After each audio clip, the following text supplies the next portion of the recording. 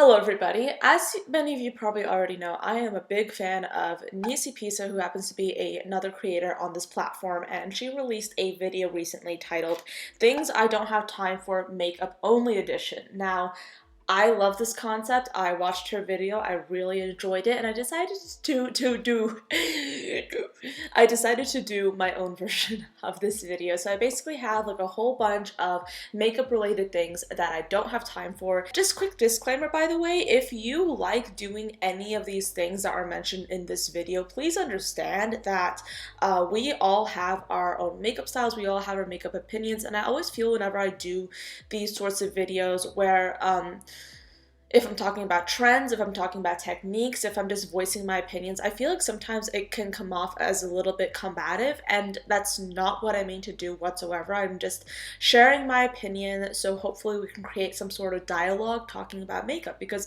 that's what this channel is all about. If you are new here though, hello, my name is Anya, and I post makeup videos here on YouTube. My channel pretty much has like a whole bunch of content all based around consumerism, the makeup industry, makeup products. I do some reviews every now and then, and I just really enjoy sharing my journey through makeup artistry with you guys here on YouTube. I also have a makeup Instagram under the handle MUA, and on that platform I post makeup photos, and I also post IGTV makeup tutorials. So, things I don't have time for, makeup edition. The first thing that I don't have time for would be nose contour. Now, I mentioned this in my 7 makeup trends to leave behind in 2019 video, but nose contouring in general is a pretty common technique used in just makeup in general in the makeup industry, because you can create a whole new illusion with your nose using just a few contouring and highlighting products, and that is of course part of makeup artistry. But I think that I do have an unpopular opinion related to nose contouring, because I personally think that at its core, nose contouring doesn't make that huge of a difference. If you are on camera or if you are on video, it definitely does tend to make a little bit of a difference in that case, because if you are on camera, you can generally apply more makeup product and get away with it a little bit more easily. But in quote-unquote real life, if you are interacting with people face to face, it usually means that you need to scale back on the makeup application if you want it to look natural. So with regards to nose contouring, I think that on a day-to-day basis, nose contouring is kind of pointless. That is, unless you really want to change the shape of your nose for you. If you are trying to make other people think that your nose is slimmer, longer, shorter, etc., chances are they're not necessarily going to notice the difference. They're not necessarily going to care too much. It's all about what you want. Do you genuinely want to use nose contouring? If you do, then use it. I personally do not fall into that category anymore. I don't necessarily care about nose contouring, so that is another makeup technique that I do not have time for and that I just don't really adhere to, or that I don't really use. The next thing that I don't have time for would be primer. Now, I'm talking about every single type of primer except eyeshadow primer. I use eyeshadow primer religiously all the time. I love it. I swear by it. I used it today, and I use it every single time I put eyeshadow on my face. It is amazing to use eyeshadow primer. It helps me out so much.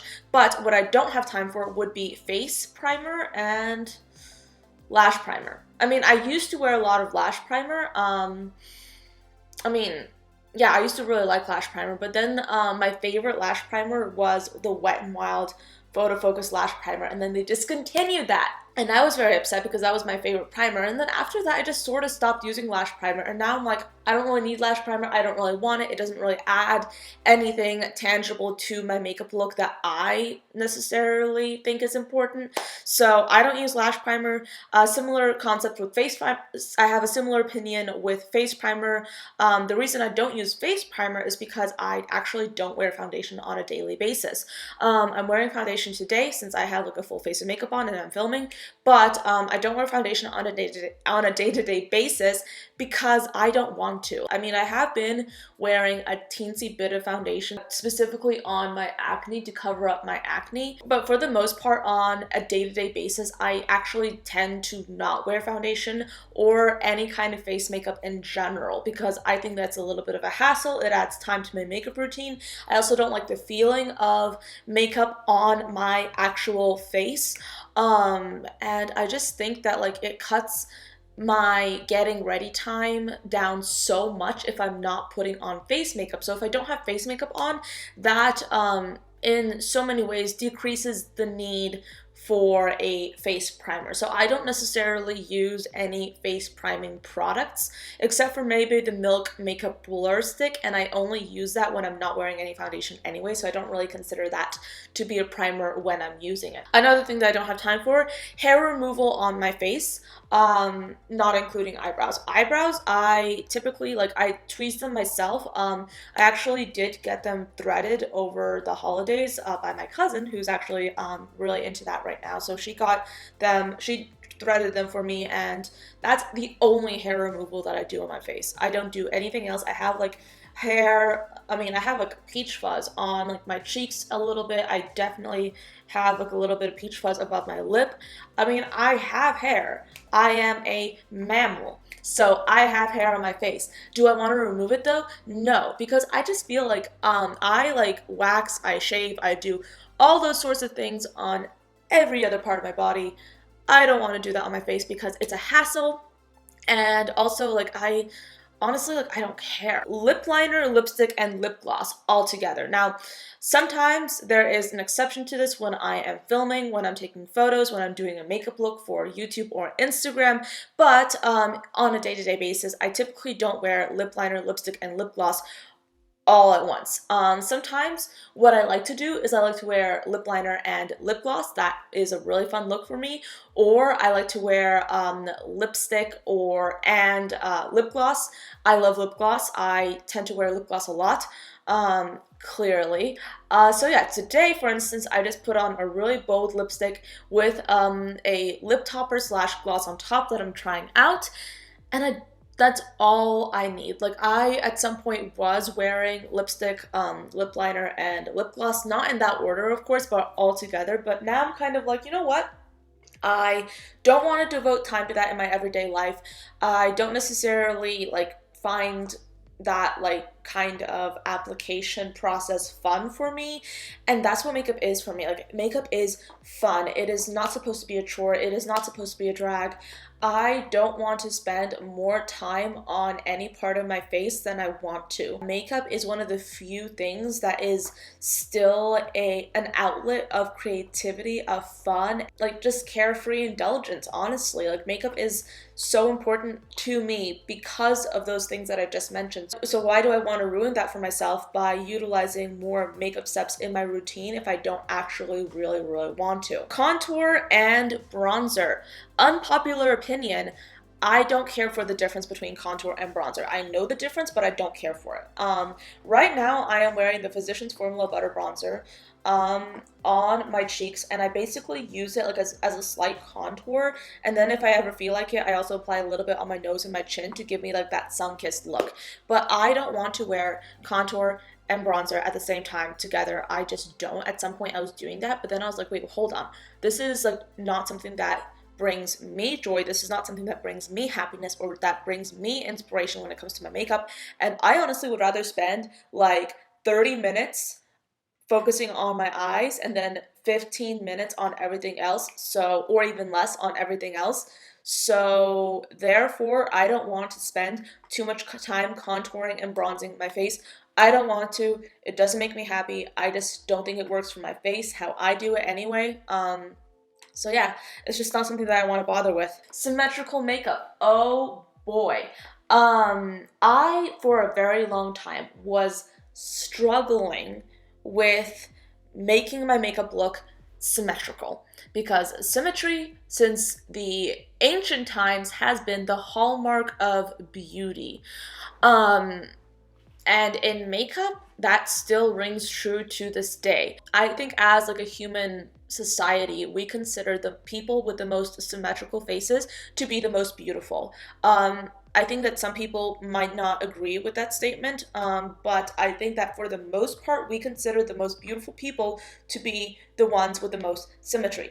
My face, if you have ever seen me without makeup, if you watch my IGTV, you know that my face is not symmetrical whatsoever. I have like my face is definitely not symmetrical. It does not look the same here as it does here. I've noticed several different like aspects of my face that are certainly not symmetrical. My makeup helps with that. Like, I think that in general, like I'm able to balance out my face with using makeup, but at the same time, I have no interest in obsessively trying to make my makeup look exactly the same on either side. If you look at my eyeshadow today, it looks kind of similar on both sides of my face, but it is not necessarily perfectly symmetrical because I don't necessarily care for that. I mean, I think that this wing is definitely a little bit more thicker than this wing. I actually like to do the right side of my face with my non-dominant hand. Like I just do like the right side of my face with my right hand and the left side of my face with my left hand a lot, especially when it comes to liner. Like I just do my right wing with my right hand, which happens to be my non-dominant hand. So as a result, that's why this wing is a little bit thicker because it's easier to mess up. But just like in general, I'm not necessarily going to obsess over trying to make my makeup look absolutely symmetrical every single time I do it because I mean, there's so many more like fun things to just experience with makeup rather than trying to make it look perfect because really the only person that cares this much about my face is me. And I don't think that anybody in my life is like trying to look at my face with a magnifying glass to try and find something wrong with it. And if they are, they don't need to be in my life because there are other things that we can worry about besides making my face look absolutely symmetrical, like perfectly symmetrical, because honey, that ain't gonna happen. My face is not perfectly symmetrical, so I don't need to try and make it so. Face tape. Oh, okay. Face tape is basically the concept of applying tape to like certain parts of your face to give it like a little bit of a lift, like that. Drag queens do it, some celebrities do it. It's like a very common thing. Influencers do it, some of them. I don't care for it. I don't think I'll do it. The only time I use tape on my face is when I'm doing like a very structured eyeshadow look or if I'm like needing help with winged liner, even though right now I'm very proud to say that I do not need tape to do my winged liner. So happy about that. But in general, tape can be very useful as an application agent, but I don't want to tape my face. I don't want to like stretch my face. I don't want to lift my face because right now I am 20 years old. I don't need to do that. Maybe when I get a little bit older, things will change. But right now, I do not need to tape my face. So it's not something that I have time for and it's not something I'm interested in. Same thing with depotting. Depotting eyeshadow palettes. I understand that there is like a purpose to it. I understand that sometimes it's just easier to conserve space if you depot your makeup palette and put your shadows in like a Z palette or like just a magnetic palette in general. It can save you so much space. I know a lot of the people that I love watching on YouTube actually go through their palettes and they pick the shades that they use the most. They depot them, they put them in a Z palette, and then they either give away the remainder of the palette or they just get rid of it any other way. But yeah, like I don't necessarily do that because A, I don't want to go through the hassle. B, I just don't like taking apart eyeshadow palettes too much because I like seeing them as they are in my collection because it makes it easier to reference them in like whenever I'm using them in tutorials, and it also makes it easy for me to like know what I'm using and just know the color story and all of that. I like to know that information. And also like I don't have an issue with space in my makeup collection. And I have tried very hard to make sure that I don't have an issue with space because I have an IKEA Alex. Like the IKEA Alex has 1, 2, 3, 4, 5, 6, 7, 8, 9 drawers in it.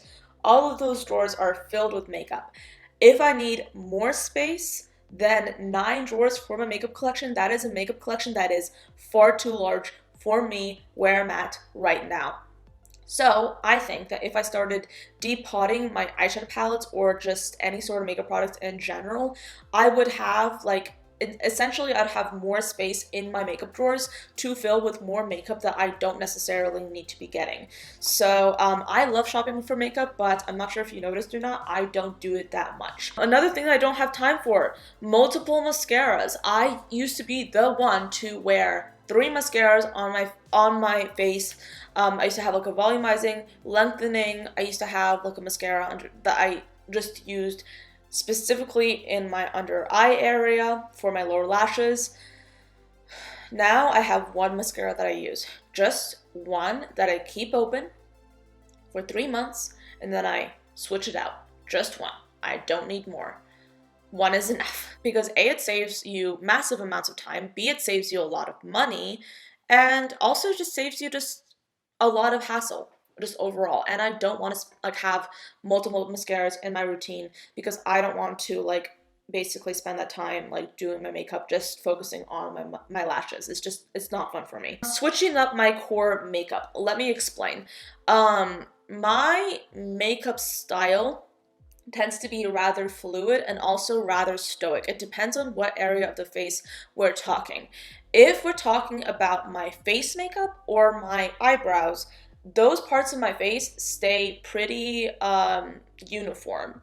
No matter what I'm using, no matter what occasion I'm going for. Of course, sometimes if I'm going for an everyday look, I only do brows and I don't do my face makeup. Of course, I tend to add lips and eyes. If I'm going for an event or if I'm going for somewhere special, I might just add a little bit of sculpting to my face.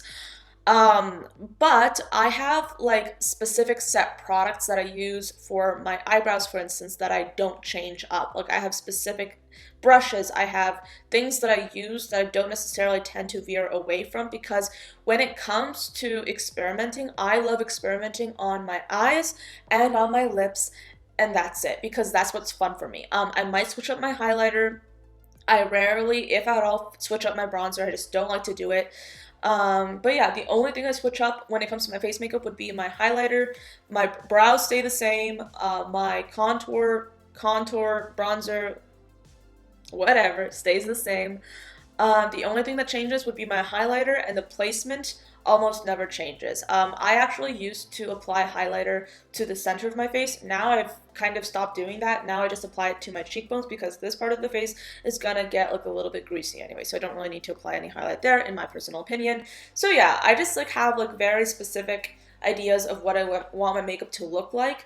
I want to have fun, I want to experiment, but at the same time I only want to experiment with certain parts of my face because that's what makes it fun for me, that's what works for me. That is also because I want to be able to devote like a certain amount of time to my everyday makeup. My everyday makeup, if you will, takes about 10 minutes and I do wing liner, brows, lashes, mascara on my lashes, and a lip, and that's it. And it takes me 10 minutes at the most because it's like that uniform makeup look. And I really like having a uniform makeup look on a day-to-day basis because it's a time saver. It also helps you out if you're stressed, if you're running late, because you can still get your face on and it still looks good. You still have everything you need. And yeah, it's just hassle-free. It's really nice. Perfecting my brows. I spoke about this a little bit ago. Yeah, my brows are not going to be symmetrical and my brows are not going to be perfect. I'm not a professional makeup artist. I don't need to hassle with my brows. They are my brows. You know, they're not going to look the same. They're not going to look perfect. That is fine with me. Also, fake freckles. Don't want them. Don't necessarily need them. I love them on other people, on myself, I just don't like them. Some fake freckles can look really beautiful, can look super natural, and can look absolutely stunning. Other fake freckles literally look like you splattered pigment on your face. And I mean, in photos, that's a really great look. In real life, like, I personally don't tend to prefer that.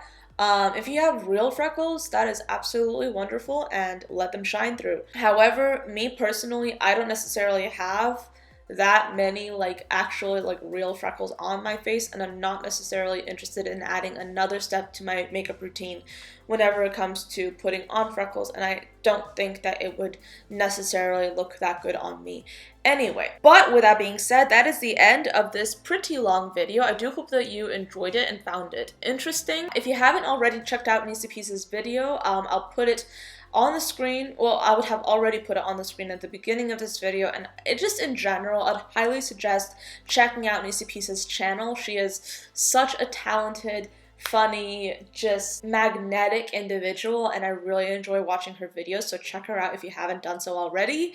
But with that being said, thank you so much for spending your time today with me, and I will see you all in my next video. Bye guys!